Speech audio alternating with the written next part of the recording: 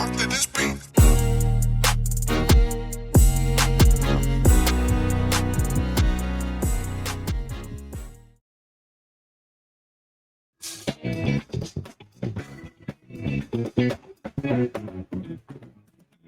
Welcome to another episode of Gamecocks Talk with Captain Will. I am your man, Captain Will. Make sure you like, make sure you share, make sure you subscribe. Make sure you subscribe to Gamecocks Talk with Captain Will so I can continue to bring you that gospel of Gamecocks every single day, y'all. Yo, subscribe wherever you get your podcasts, subscribe to YouTube.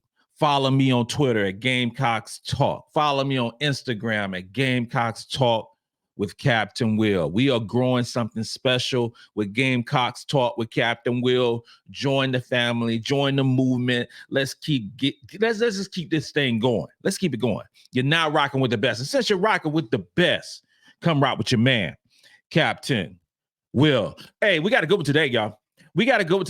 We are still celebrating. We're still celebrating the victory over Vanderbilt yesterday. Still celebrating that victory. Great victory. Gamecocks still number one in the AP poll, still number one in net ranking, still number one across the board on so many different areas as we gear up and get ready for Auburn on Thursday night, SEC Network, 8 p.m. We have another primetime game. It's not on ESPN.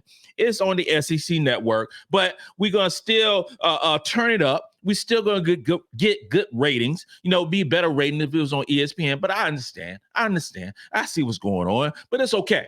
It's okay today. I'm not going to get crunk about the situation where you got a number one team in the land, number one team in the country, and you're putting them at 8 o'clock and it should be on ESPN. I'm not going to get all crazy about it today. Not going to get all crazy about it today. Not to mention that when we played LSU last Thursday night, it beat NBA. It beat a marquee level game in NBA with Miami and Boston. Not saying that college women's college basketball is better than the NBA right now, but all I'm saying is on last Thursday night, more people watch the University of South Carolina Gamecocks and the LSU Tigers than the NBA. We're going to talk about today. We're going to talk about a few things. First off, we're going to talk about is where the USC stands after 19 games. Where we stand after 19 games. We're 19-0, 7-0 in SEC play. So we're going to just break down the analytics of where we stand right now after 19 games. We're basically, if we win the national championship this year, we're basically at the halfway point. We are basically at the halfway point. And South Carolina has been doing so much work. And then we're going to talk about who want that smoke. Who want that smoke? So cool. And I say who want that smoke because so many teams have fallen by the wayside. So many teams has fallen by the wayside and losing. You just see all these top 25, supposed top 25. This is what I tell you. Don't pay no attention to this AP poll. I say this over and over again because I just have to for the new people who might be new to Captain Will, I always say the AP poll sucks. I don't like it. I don't agree with it. I can't stand it. It makes me sick. It makes me irritable. It just because it doesn't take so many different values. It doesn't take so many different characteristics away from the what I quantify as the best teams in the country. Who you play, strength of schedule, margin of victory, where you play at. All those things matter to me. Offensive rating, defensive rating, those things matter to me. They matter to me. AP poll, they don't matter. It don't matter. AP poll, you win, you stay ranked, right? You lose, you drop down 2, 3, 4, 5, 6 points. It's just, and a lot of times this is some bias. I don't like bias. I never care for bias. It's not a part of my DNA, being biased. It's either you're good, you're great, or you're not. That's how I feel about it. But it's more things that roll up into that makes you good, you're great, or you're not. So some of these teams that are losing, supposed top teams, are losing multiple times. I got a problem with that because they're ranked high. I have a problem with that. So we're going to talk about that. We're going to talk about the three-headed monster in our guard rotation, who's just putting in the work in SEC play. Te-Hina Paopao, Breezy Hall, Raven Johnson. Just so special. Just so special. They are amazing, amazing, amazing to watch. And we enjoy watching them play. I want to do a shout out to all the members who have chosen to rock with your man, Captain Will. Shout out to y'all. Shout out to y'all. Bronze members, silver level members, gold members. I appreciate it. For the silver and gold medal, gold level members, we're gonna do a private chat on Wednesday. That's the plan. We're gonna do a private chat on Wednesday. And if you want to become a member, just go to my YouTube channel, go to the membership tab, click the button, follow the directions. Easy. South Carolina, after 19 games, is number one in net ranking. We've been number one in net ranking for so long. So long. South Carolina has been standing on business for so long. We continue to be the number one team in offensive rating. Number one team in offensive rating. Ladies and gentlemen, it's 360 teams in women's college basketball. 360. South Carolina is number one in net ranking and in offensive ranking.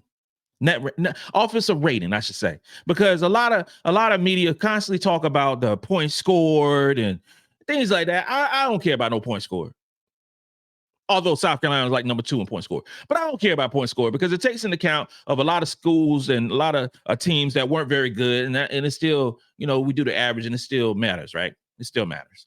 But that doesn't matter to me. What matters to me is when you play top level teams, SEC play, or conference play, I should say, and how you perform in those environments and how you perform like that. Because when you pick and choose, you can pick and choose your non-conference schedule.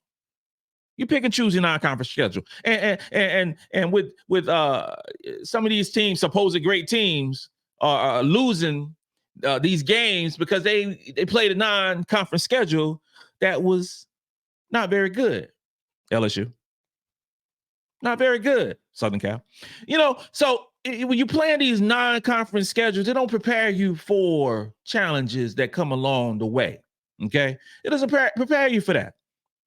Because it was a big step up for LSU to defend the national champions at their home court, and they play South Carolina. So walking in to that game against South Carolina with 129th, 139th ranked strength of schedule, and the Gamecocks are the number one team, and at the time had a 19th ranked strength of schedule. Those things matter. Those things matter. So when I say that South Carolina has the number one offensive rating with the 17th ranked strength of schedule, that stands on business. That means something to me. It should mean something to you as well. That means South Carolina is great offensively, playing other great teams. The Notre Dames, the Marylands, the LSUs, North Carolina, Dukes, Utahs, all these really good basketball teams. South Carolina has put in the work, have constantly put in the work. Vanderbilt will make the tournament. We play Auburn on Thursday. Auburn beat LSU. Auburn played at home against LSU and they beat LSU. So Auburn probably trying to say, we're going to beat South Carolina too. We're going to bring the business against South Carolina, just like we did against LSU. Okay, we'll talk about Auburn on Wednesday. Field goal percentage, South Carolina's number one, shooting 53% from the field. 53% from the field, number one in the country. 2-point percentage, 11th in the country at 56%. 56%. Okay. 3-point percentage, still number one at 43%. 43% shooting the 3-ball. Sensational numbers that add up into the number one rating across the land. Free throw percentage. I hear a lot about free throw percentages. I heard a podcast today talking about South Carolina free throw percentage. Well, overall, South Carolina is ranked 276, 67% from the free throw line. But if you just peel that onion back just a little bit more, just a little bit more, South Carolina has been playing very well at the free throw line during conference play. South Carolina is over 75% in conference play. Yesterday's game, South Carolina was 14 for 18, 78% from the free throw line. The body of work for South Carolina, the free throw line ain't very good, 67%. But in conference play, the games that matter, the Gamecocks are. The Gamecocks are. Now we have some, a couple of players that are bringing the free throw line down. I mean, free throw percentage down. And specifically Ashlyn Watkins, who's about 53% from the free throw line. You take out her numbers out of the free throw percentage, and our numbers go up astronomically. Those are the facts. Those are the facts. Te-Hina Paopao is shooting 100% from the free throw line in SEC play. Multiple players are shooting 70% or better in SEC play. That's why I focus on SEC play. That's why I focus on conference play. I do. Some don't. Some want to do the cumulative, numbers. But I like to focus on SEC play. Because we're 7 games in, we have a substantial amount of data right now that we can talk about. Assists per game. South Carolina's 5th in the country. 5th in the country in assists per game. We average 20 assists per game. There's not enough talked about of our 2-point guard combo in Te-Hina and Raven Johnson in the country. There's not enough talk about that. So Captain, we're going to talk about that a little later. We're going to talk about that sensational combo of Raven Johnson and Te-Hina Paopao. But 5th in the country, 20 assists a game out of 360 teams. I say that is special. That is special. Fewest turnovers a game. We're 28th in the country. 28th in the country. That means we take care of the ball. We average 13 turnovers a game. Last night, I think we had 3, maybe 4. We take care of the ball. 28th in the country is really good, y'all. Really good. Assist to turnover rate, sensational. 5th in the country. We're averaging 1.51 assists to 1 turnover. Ladies and gentlemen, boys and girls, my Gamecocks talk with Captain Will family. That is amazing. That is amazing. That is phenomenal. That means that we're getting assists and we're not turning over the ball. This is why we're number 1 in offensive rating, y'all. This is why. We are great with the basketball offensively. We're great. Not good. Great. The best. Playing a 17th ranked schedule. Pace of play, we're 42nd. 42nd in the country. Yeah, we playing a little bit slower than we were, earlier in the season. Just a little bit slower. We are. Just a little bit slower. But 42nd in the country is so much better than the last 4 or 5 years in terms of pace of play. Last year's pace of play, we were, I think, 172nd. We weren't good. I shouldn't say we weren't good at pace of play because it ain't no good, ain't no bad. What we are now is we get quick. We're quicker to get in our offense. We're playing faster. We get more transition buckets. We get all those things. Last year, specifically, and I say during the freshies time here, it was more of a slow it down pace. We're gonna pound the ball inside, and it was more deliberate. We played a more deliberate pace. Not now. Not now. We are getting out in transition. Malaysia for a while is straight up spectacular in transition. Raven Johnson spectacular, and we run, and it's working for us. It's working for us. So we talked about the number 1 offense. Let's talk a little bit about this number 1 defense. Number 1 defense in defensive rating. So the South Carolina Gamecocks, not UCLA, not Stanford, not Connecticut, not Utah, not Southern Cal, not LSU, not none of these teams, North Carolina State, not any of those teams. South Carolina, Number one offense, number one defense. No one else can state that claim. No one else can state that claim. We have the number one offense and the number one defense. Not in points scored, not in points allowed. Those things, I don't, whatever. Number one in offensive rating, number one in defensive rating. Field goal percentage, we're number one in the country. Number one in the country. We average 31% field goal percentage allowed. Number one. Number one. 2-point percentage. Number one. 33%. 33%. Guarding the three. Guarding the three with 21st in the country. 21st in the country. 27%. Those numbers are unbelievable. Unbelievable. This defense is really good, y'all. And I see it in the comments. I see it in the mentions. I see it when folks DM me and things. I see the stuff. Oh, our defense is not as good as last year's defense. Our defense doesn't have a Leah Boston. Our defense doesn't have a Bree Bill. Ladies and gentlemen, we sure don't. We don't. We don't have a Leah Boston. We do not have a Bree Bill. What we have is a number one defense in the country. We do. We do. So let's talk about what we have and not about what we don't have. We have the number one defense in the country. Okay. We are still number one in block shots across the board. Number one, still averaging 9 block shots a game. Swatkins, Camila Cardoza, we are just balling out defensively. We don't get as many steals as I would say, as I would like. We're ranked number 96 in terms of steals with 9 steals a game, but I'm fine with it. I'm fine with it. It just, I would love for us to be like, say, top 50 in steals. Top 50 in steals. But steals does not define a defense. Steals don't define a defense. You got other teams that get a whole bunch of steals. But does that make them a top level defense? Vanderbilt get a bunch of steals. Vanderbilt get more steals than we do. It didn't help them defensively in yesterday's basketball game. It didn't. You know, at the end of the day, we still number one by a nice margin in terms of defense.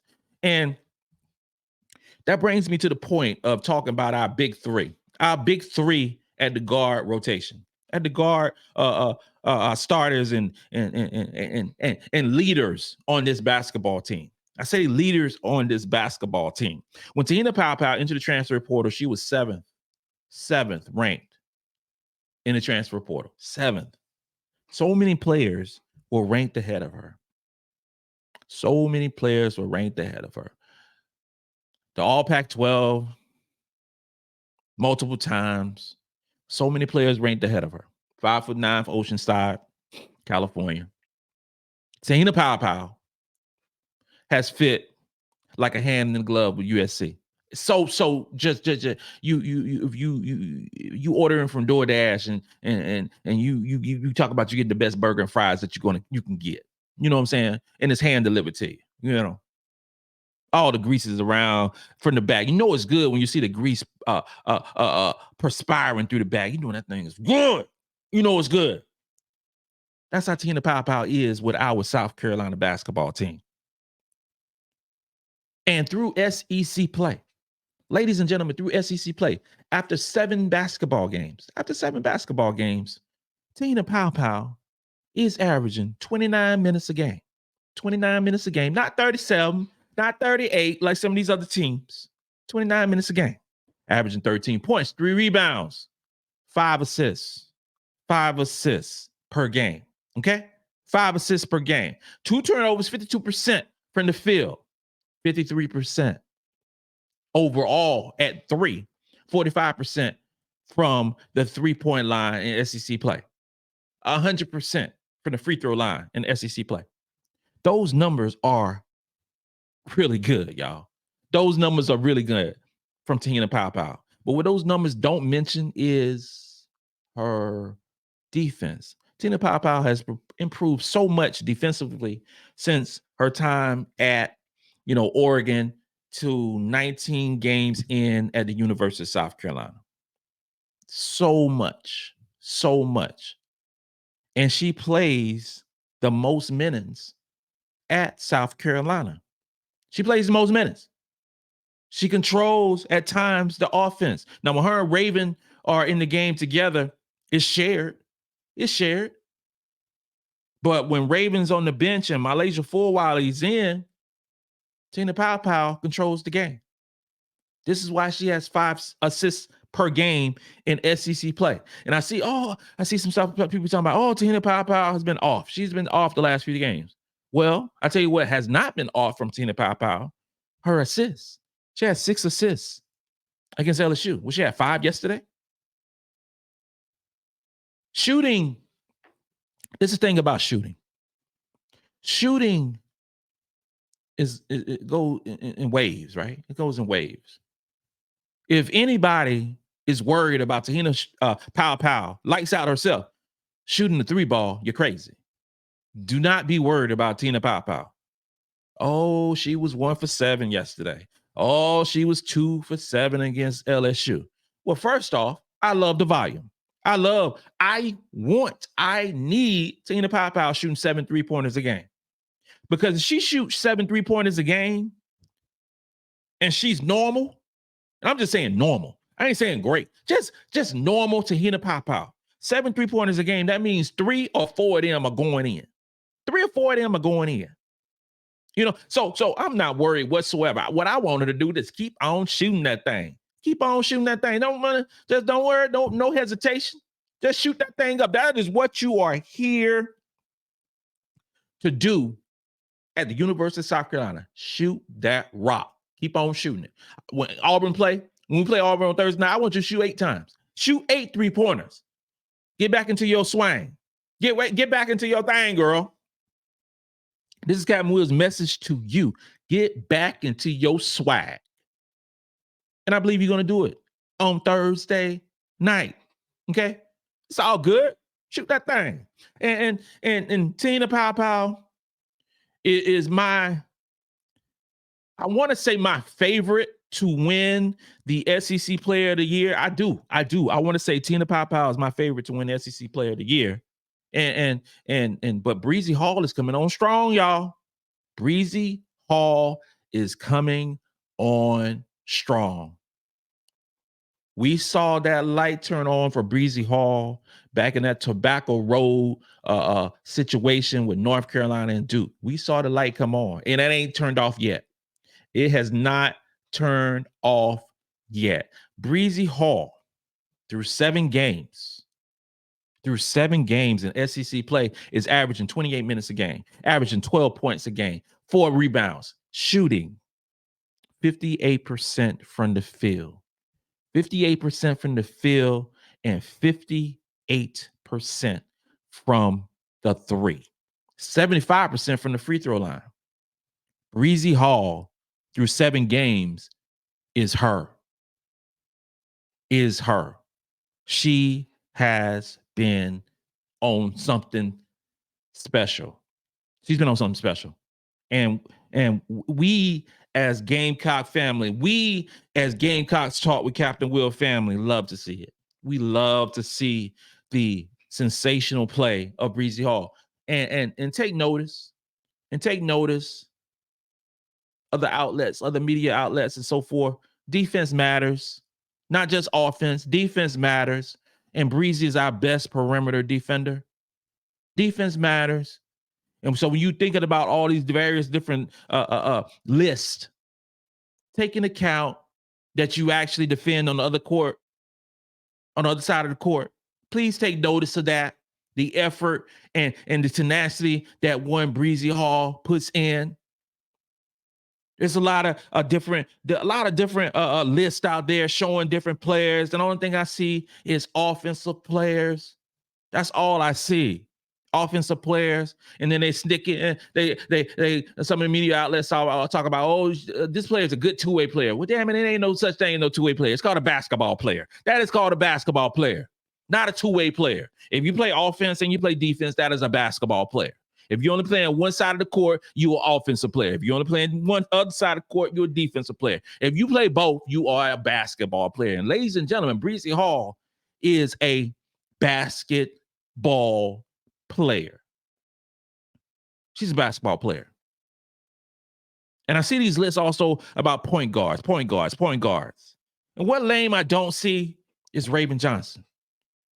I don't see Raven Johnson.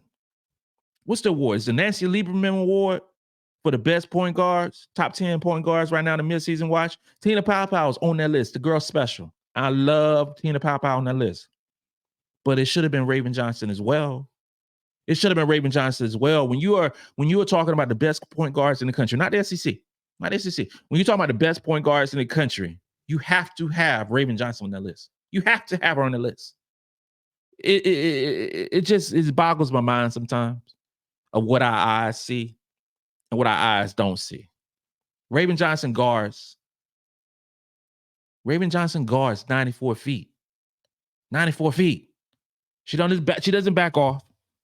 She doesn't shy away from defense like some other players. We're not going to mention any names, Caitlin Clark. We're not going to mention any names, Caitlin Clark. But we have players that don't shy away from defense, who encourage, who want that challenge of playing defense. Raven Johnson plays defense. Raven Johnson also is averaging 27 minutes of play in conference play. 27 minutes, 10 points. 10 points, 4 rebounds, 4 assists. Okay? Between the both of them, Te-Hina Paopao and Raven Johnson, they're averaging 9 assists per basketball game. 9 assists per basketball game and 3 turnovers between the both of them. Because Raven's only averaging 1 turnover a game. Her assist to turnover ratio is 4-1 in conference play. Ladies and gentlemen, boys and girls, that is downright insane. 4-1. And she still gets 2 steals per basketball game. Okay? And she's shooting 51% from field goal range. 51%. 70% from free throws, 33% from 3. Overall, 39% from 3. Raven Johnson has been having a great season. No, she's not averaging 20 points a game. She ain't.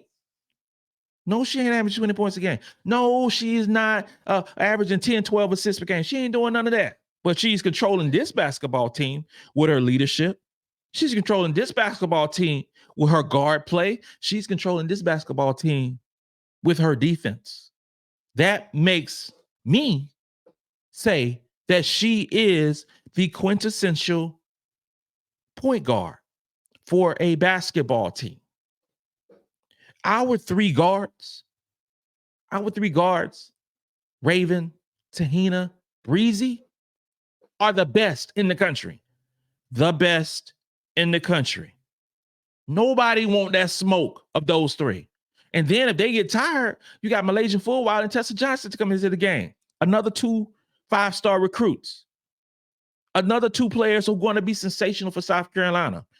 No one wants this smoke from these ladies. Not UCLA, not UConn, LSU. Damn sure don't want no more of this.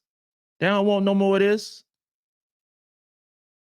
No one wants that smoke. This concludes another episode of Gamecocks Talk with Captain Will. I am your man, Captain Will. Like I said, make sure you like, make sure you share, make sure you subscribe to Gamecocks Talk with Captain Will so I can continue to bring you that gospel of Gamecocks every single day. Make sure you subscribe wherever you get your podcasts, YouTube, iHeartRadio, anywhere. Follow me on Twitter, Gamecocks Talk. Follow me on Instagram, Gamecocks Talk with Captain Will. You are now rocking with the best. And since you're rocking with the best, come rock with your man, Captain Will. Let's go. Let's go.